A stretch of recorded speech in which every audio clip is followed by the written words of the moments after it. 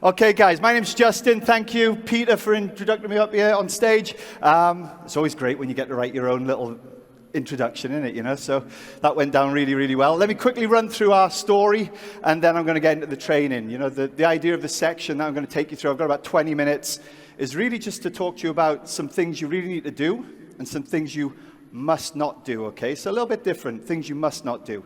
So for me, where did it begin? 2005. I was 25 years old, and I was on holiday in Mallorca. I came walking along the marina. There was a lot of yachts all next to each other.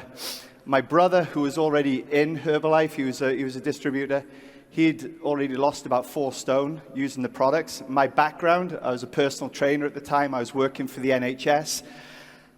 And I thought that, you know, this wasn't for me. Who's ever met a personal trainer before who's negative about Herbalife? I was one of those, okay? So give them time. You never know. And I came walking, and we went walking along. My brother goes, "Oh, that's David Bevan's boat." I thought he said it was David Beckham's boat. I got all excited for a minute. It wasn't David Beckham's boat. It was this guy on the left. And the following day we walked past, and David and Jane, his partner, were on their yacht. And we went for a couple of drinks after. And look, David just said to me, "Look, we can show you how to get in great shape. We can show you how to make an additional income." I came home. I got started on the products. I dropped 25 pounds. Felt amazing within 3 or 4 days. And then it got going from there. You know, we're really fortunate. We've got an amazing upline who we leverage, we work with closely. Mark and Anita Stereo, and then our upline presidents, team members, Jeff and Debbie Williams, who are sat down the front here. Eternally grateful for all the time, effort, and energy they've put into us over the last nearly 19 years. And now we can call them really good friends. So thank you very much. So this is our little family of 4. The boys are now 17 and 15. I've been doing the business longer than they've been around. They only know Herbalife, to be honest. It's our only job and career. Super fortunate to be able to travel all over the world with the company. You get to do some nice things with some really nice people. We've got an amazing team. We're truly grateful to each and every one of you who are building your own business, your own lives, and in turn that helps us to build ours as well. This is our little club in Cardiff. Super small, but it does the business on a day-to-day basis, the same as all your clubs do, just your little heart of your community, helping people to get great results every day, one person at a time. Here's just some of our stats and our volume. We've been making the income side, we've been making that and more for the last, 12, 13 years as well. So this really is a truly transformational business as well for you. And then the stats for the club as well. So busy little club, okay? And the shape on our group. The orange ones, by the way, guys, that just signifies maybe an upline who doesn't have a club at the moment, but there's clubs underneath people, you know. So sometimes those are customers who have referred a customer who have then opened a club as well underneath them, okay? But the lineage is all intact for you. And then our vision going forward, you know, we want to build ourselves a big business that's helping and impacting lots and lots and lots of people. So let me get stuck in. I'm going to put my goggles on so I can see what I'm doing. But we're going to talk about let's do it right, okay? Let's build this business properly so you have a business that can live and go on forever. Would you all like to build a business that will be here forever and keep moving forward? Yeah? Okay, because it's going to come down to some things you need to do and some things you need to get right and some ways you need to think about the way you work. So first of all, we've got our mission, right? We want to help 10,000 people. You need to be clear on your mission. What is it you want to achieve? You also want to get clear on your vision, okay, as you're going forward. How many clubs do you want? You saw Claire and Anne-Marie and Dan show the Nutrition Club marketing plan, you know. Get clear on where it is you want to be on here as well. I was talking to Alf Patron, who sat down the front here. He's flown in to gather all the information. He's a 4-diamond 15K President's team member last night, sharing tons of value with us and our team. And we were talking about sort of vision, and you know, Alf was talking about, make sure you've got purpose. Make sure you've got purpose in what you're doing in your life as well, you know, because this is what this business can give to you as well. So thank you for sharing with the guys last night, Alf. Okay, let's get into doing it right. So, first thing, there's a difference, guys, between rules and ethics, okay? The company have got rules. And you know what? Sometimes, I'll say myself, sometimes I find some of the rules frustrating. But here's the important thing. I understand why they're there. They're there to support us, to keep us moving forward, and there's a bigger picture behind every rule. So if there's any rules that maybe, you know, you think, I'm not a big fan of that one, or I don't like that. Why is that there? There's a bigger picture always to why that rule is in place, okay, guys? So understand that. Ethics, that's more about between us, you know, like kind of like a gentleman's agreement, where we all decide that we're going to have higher standards, work and operate at a higher level, okay? And we're not going to make a mess in our own garden. Does that make sense? Yes, so it's not stuff the company would necessarily get involved in, but we want to hold ourselves as our own community to a higher standard. And of course, we need to make sure we've got really great communication between everybody. Particularly, you know, there's a lot of clubs that are going to be close, and if you're expecting to go and build a big business, you're going to open clubs that are close to each other, right? So there's some things we need to just make sure we have in place to keep harmony and get things going in the right direction, okay? So, first thing I want to talk about, standards, okay? And guys, I would encourage you to take notes as well in all of the sections today, but standards. The quality of the leader is reflected in the standards that they hold for themselves. Only you can decide your standards, but who likes being around people with low standards? Does anybody like being around anybody with low standards? No. Do we like being around people with high standards, though? Yeah, absolutely. So let's make sure we've got really nice, high standards in everything we do, and we're thinking about what's next. Open communication. What is open communication? Well, open communication unlocks the door to understanding, giving trust, and helping to build relationships. What do I mean? I mean, guys, make sure that you're talking to each other. If there's any challenges, if there's any problems in club or between clubs, you communicate properly. It is so important. You know, things that are left for a while, and if there's a bad smell, you don't want to be carrying that bad smell around forever. Jeff always gave us a great line. He was like, don't carry around a smelly cabbage in your pocket. You don't want to be carrying smelly cabbages around, guys. Make sure that you're sharing the information and you're communicating strongly with each other. Let's make sure we're working together, okay? Alone we can do a little, but together we can build massive amounts of support, help, and create a healthier community. And we can achieve so much more, right? Do you agree? Working together is better than working on your own? Okay, thank you, Alf. Cheerleader down there for me. Being amateur versus professional. You've heard a lot about this already this morning. We're going to keep on beating the drum about this forever, okay? It's really about the habits that you create for yourselves, guys. We can all develop new habits. You can all become better. You can all become more professional. We can all be better than we are today and going forward. And I'm going to tell you now, you don't know who you could be in 5, 10, 15 years from now. I would never have believed 18 years ago that when I came into this business that I'd be standing on a stage in front of all of you guys and doing it, because, to be honest, I don't even like standing up my own living room. So it's a challenge. Okay, next one, protecting lineage. Lineage is the way that someone comes in, okay? Who brought them to the party, basically, okay? It is about protecting the lineage. And what we want to make sure is that it isn't about who coaches the person, it's about who brought them in, okay? So always making sure that your ambassadors join and sign up under the right person. It is a nightmare for the company when someone contacts a company and goes, oh, I signed this person up under the wrong person. Can we change the lineage and get that person moved under their friend who brought them to the club, okay? Always be thinking and draw circles. Who brought Mary in? Just because I'm coaching Mary doesn't mean Mary would go on my front line when she brings me 2 hearts, right? She would go underneath the person who brought her in. That's super important. And then the last one, the big cog that goes into this part of the training, qualifying people. Guys, we need you to be really good at qualifying people to find out how did they know about the club, okay?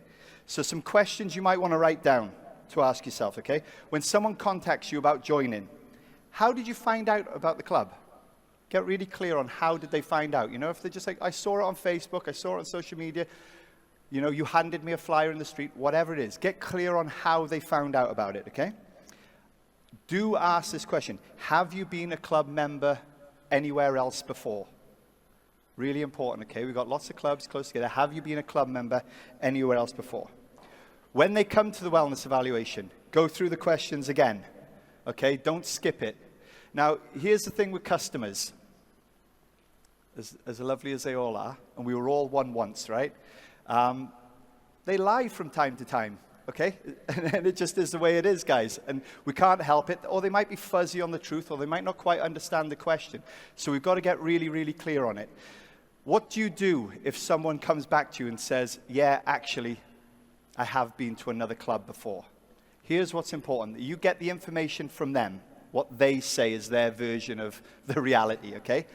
You find out who the coach was. That open communication is already in place. So now you can go and have a conversation with that coach to find out when, how long ago, what happened, so you get more details. Do that before you book them in, guys. Don't go booking people in knowing that they were somewhere else. Get the detail, because, like I say, customers might be fuzzy on the story, okay? And the worst thing we see is when people are scrapping over customers. Here's what we try to do in our group, is we ask people that if they were part of another club in the last 90 days, send them back. Just send them back. Communicate with the coach, find out what the problem was, what it is. Sometimes people don't realize. Try and send them back, guys. Because I'm telling you now, fighting over 100 volume points for a customer to ruin relationships isn't worth it, you know? We see sometimes this. Nobody wants this, right? So we want to make sure that we've not got any tug of war going on over any customers, and we move them on nicely. Is everybody clear on those points, guys? Yeah, I know. I feel like I'm a school teacher down the front here. It's, okay, so what I want to do now, I want to get into some fun bit. I've got about 7-8 minutes that I want to run through with you. And they're called the 10 deadly sins. Okay, 10 deadly sins. If you do these things in your business, they are going to cripple or kill your business, okay? And I'm going to tell you now, unfortunately, I've broken some of these. Not all, definitely, because when we get to one or two of them, you're going to hear them, and I definitely haven't broken them all. But I've broken some of them, okay? So let's get in. Who wants to hear their 10 deadly sins, by the way?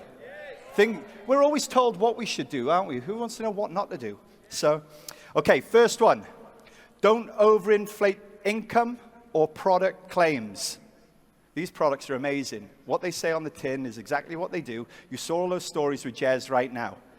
You know, for some of you, you might not be making the most amount of money you've ever made last month. But let's be fair, right? What you're making is good enough. And there's always someone else's story you can share that will help with that, okay? So guys, this is a big no-no. Don't overinflate your income. Don't overinflate your the opportunity and the products. Okay, second one. Don't be a bully.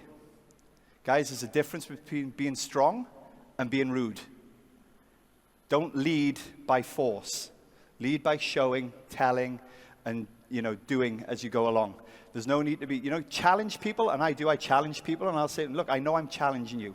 I'm not trying to be, you know, schmuck. What I'm trying to do is I'm trying to challenge you to help you be better. But don't bully, okay? Be really, really clear on that one. Don't talk negatively. This one has been a challenge for me over my life, I will say, because before Herbalife particularly, I was a very, very negative individual, particularly when people were pitching me on Herbalife. I was very negative as well. But guys, don't talk negatively about people. Try and catch yourself. Who likes being around negative people, by the way? Do you really enjoy it?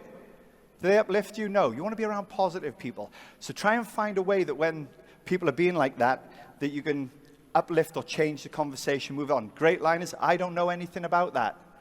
You know, when they're going, oh, so-and-so did this, so-and-so did that. Da-da-da. I don't know anything about that. Just try and move the conversation on. Try and shed some light on them. Gossip will kill. It's frustration as well. Okay.